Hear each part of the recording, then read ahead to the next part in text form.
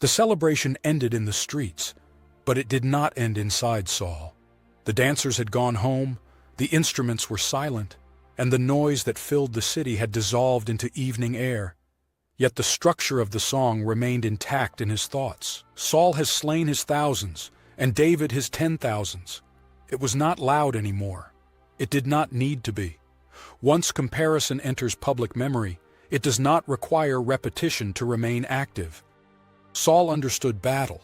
He understood what it meant to stand in front of an army and feel the weight of expectation. He understood the rhythm of war and the relief that follows survival. What unsettled him was not the victory itself. It was the arithmetic. When numbers are placed side by side, the mind begins arranging them. A king learns quickly that narratives are more enduring than battles. Blood dries, stories circulate. He began replaying recent events, not with the eyes of a warrior, but with the mind of a ruler. David had not stepped forward demanding attention. The young man had not tried to command loyalty. He had answered when called. He had fought where sent. Afterward, he returned without spectacle. Reports of his victories came without exaggeration. There was no boastfulness in his tone. That absence of self-display became its own kind of presence. Saul watched how others responded to him. Commanders respected David because competence earns quiet authority.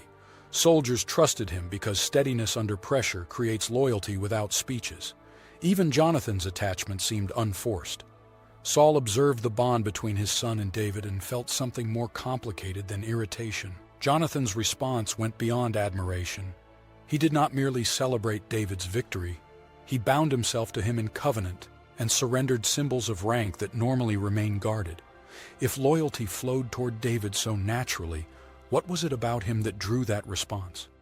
Inside Saul's thoughts, a question began forming that he would not say aloud. If this remains contained, the kingdom grows stronger.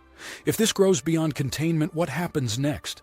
It was not rebellion he feared. Rebellion announces itself. Rebellion gives a king something visible to strike. What troubled him was the subtle shift that occurs when admiration begins to transfer. Popular affection does not ask permission from authority before it spreads. David, for his part, sensed none of these calculations. His world was structured around obedience. A command came. He followed it. A battle arose. He faced it. Praise followed. He did not build a tent around it. If the song reached his ears, it likely sounded like relief more than promotion. He was accustomed to being unseen in the fields. The sudden visibility did not alter his internal rhythm, at least, not outwardly. Saul studied that composure carefully. A man who reaches for power exposes his intentions.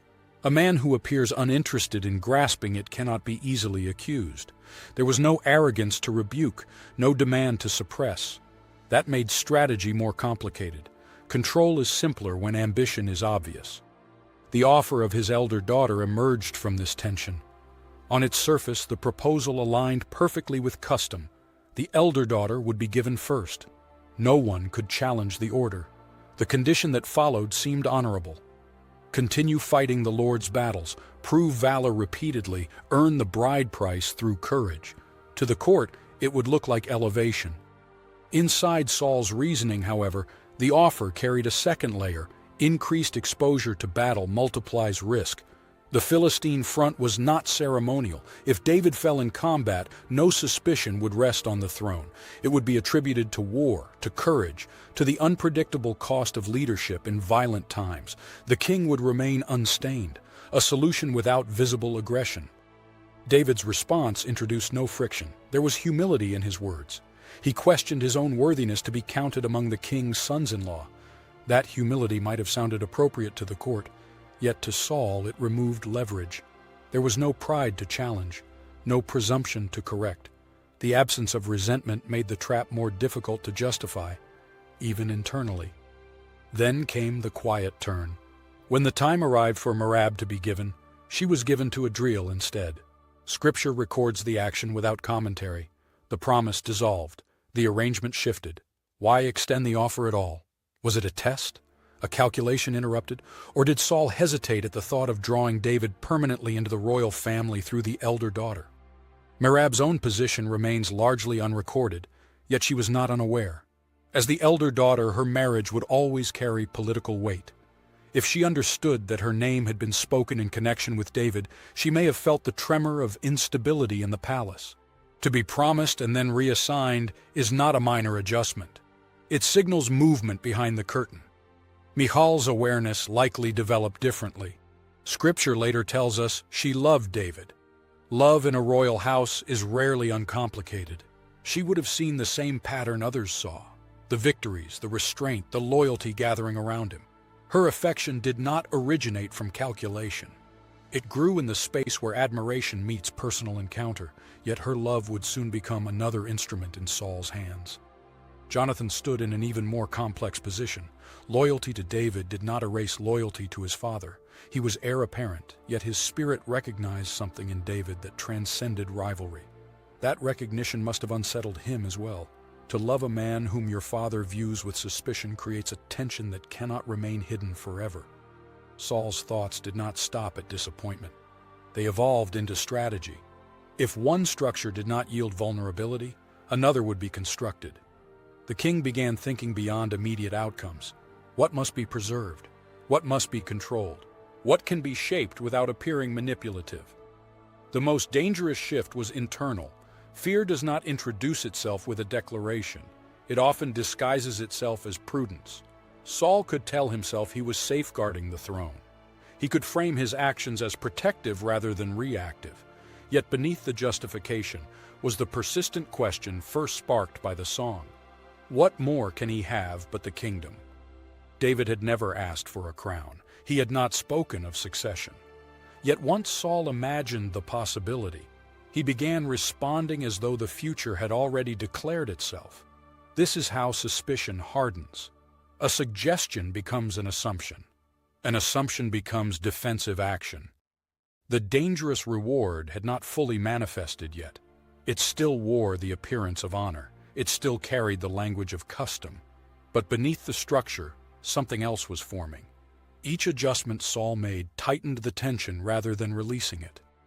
And inside the palace, even before spears would fly, the fracture had already begun. Before this stage closes, look carefully at what has already shifted inside Saul. Nothing visible has collapsed. The throne is still his. The people still serve him. The army still answers to his command. Yet internally something has fractured. Saul is no longer responding to David's actions. He is responding to what David represents. That distinction matters. When fear attaches itself to symbolism rather than behavior, it becomes resistant to evidence. David can act wisely. He can return from battle with restraint. He can show humility. None of it relieves the tension, because the tension is no longer tied to conduct. It is tied to perception. In Saul's mind, comparison has already settled into narrative. The song in the streets becomes confirmation. The victories become reinforcement. The affection forming around David becomes threat amplification. Fear begins organizing itself.